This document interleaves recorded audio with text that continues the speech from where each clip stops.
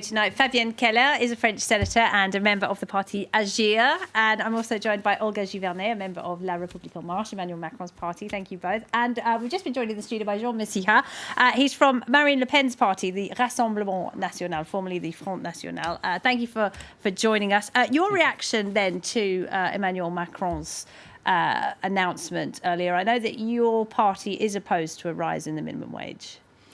We were opposed to a rise in the minimum wage because this gives some additional threshold for people who are non-taxable, who could pay taxes if their wages increase. So we were in favor of paying a grant, an activity grant, which will be paid after tax is paid. So in this case, it will be pure power purchase and not threatened by a tax increase. Your party is now the main opposition in the French Parliament. I would imagine you were hoping that Emmanuel Macron would dissolve Parliament tonight. Well, this is a constitutional solution for such a huge crisis like the one we are facing. In fact, it is not the first time. If Emmanuel Macron decided, it would not have been the first time the National Assembly would have been dissolved. We have many examples in the Fifth Republic of that, and this is a democratic solution to a social crisis. It happened in 1968. It happened recently in 1995, and this is an emergency solution also when people do not feel represented by neither the government nor the National Assembly. The only way to make people feel they are properly represented is to dissolve the National Assembly, and unfortunately Macron did not announce that. What he did announce, though, were a series of economic measures that will really help lower earners, won't they? And that is what people have been saying. That is what the Gilets jaunes are upset about. They say they don't earn enough, they can't make ends meet. He's just put extra cash in people's pockets, and he's also brought down the taxes. That was exactly what people were asking for. He's proved that he's listening, has he not? Yeah, but the problem is that the situation we are facing today is also the result of the economic policy and the economic strategy of Macron since he was elected.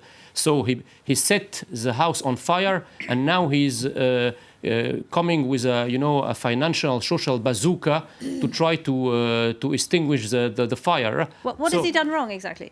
What was the wrong economic policy? It's fiscal policy. I mean, what is the fiscal policy of Macron? He gives huge advantages to the richest people in France by suppressing a lot of taxes. To encourage investment. But it didn't. And we knew that because, when you give to some rich people and you wait that these people will invest back, today the capital is international. There is no border. So people are not forced to invest in France, and they invest in zones where growth is encouraging, where there is less joblessness, etc. So today Macron is given some demagogic and populist solution, and when we give this kind of solution and non-financed, because Macron did not tell how he will finance all those measures, all those social measures. We have a budget that is running, that will be executed starting January the 1st, and he did not give a single clue of how he will implement the budgetary framework of all these measures.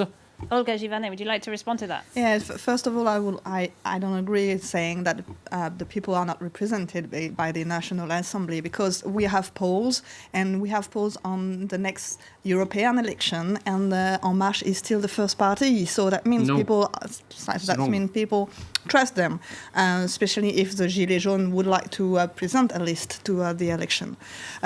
Also, he decided to put this measure. It will be the government to explain how, after this, they will implement the measures and how people will see exactly how it happened. And we, as a member of a parliament, we will make sure that it's still balanced in the budget. So and to apply and to comply with the expectation on European engagement as well. What about Jean Messiha's comment that Emmanuel Macron set the house on fire with his fiscal policies, and he's now trying to repair the damage?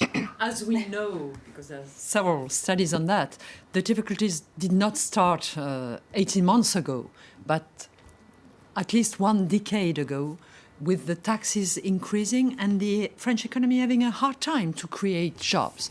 So the mainstream of Emmanuel Macron is to reform France, and I think he's right in his will to reform the structure of our economy.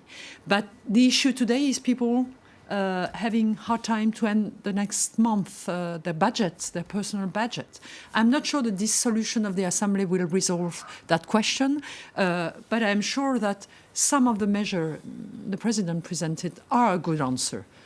To suppress the CSG, to reimburse a specific tax that were imposed on retired people, to increase the SMIC. That is a very good measure because a lot of people are working also part-time with this minimum wage, so it's very useful for them. I think one of the remaining issue is the equality with the richest people. They feel as an injustice the fact that they are more, they've seen increases of taxes, at the same time richer people have seen decrease of their taxes, and that's an important issue. So I think he's in the right direction. The main point is he rebuilding the confidence with the French people, as he had 18 months ago at the time of his election. People wanted him to solve the issues but he was in the one, France he was, and to create a new dynamic for our country. Can he be again this man able to restructure our pay? The French economy hasn't been working for a long time. Far before Emmanuel Macron took power, it's had high unemployment, huge debt, an inefficient bureaucratic system. Exactly. These things are not Macron's fault. He was elected on a promise to reform all of that. But actually, Macron is representing all these economic and financial strategies that has governed France for 4 decades now. Macron is not, he is a representative of the old world, which is the world of globalization with no border, with massive immigration, with fiscal and orthodox budgetary strategy.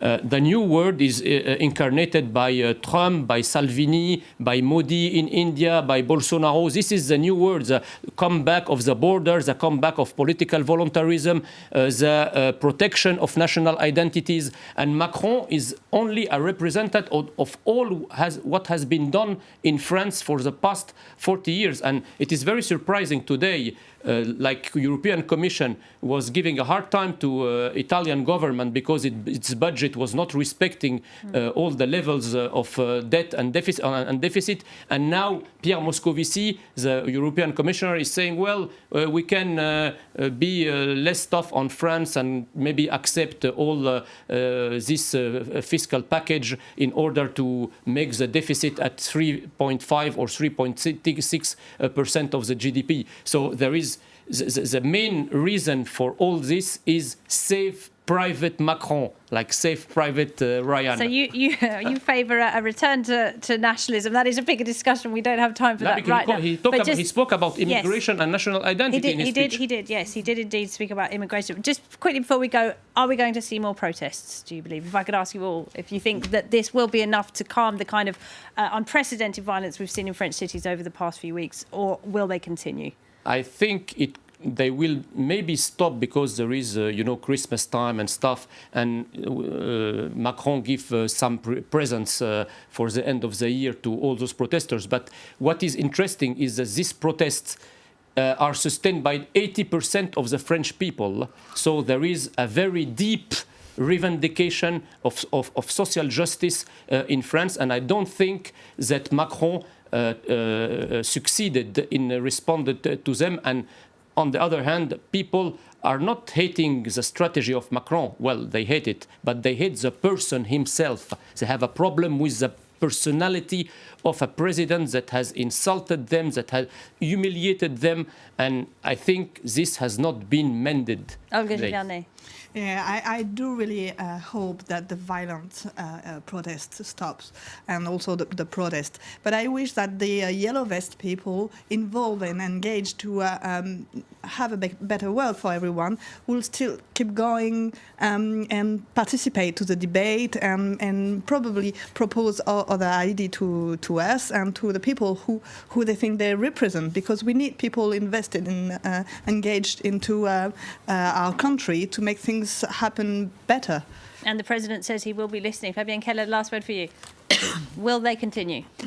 I think they will, but I hope that they will also participate to more constructive things that are the discussions that will be organized on all the territories with all the syndicates and people representing, so that they feel they are heard in what they live every day.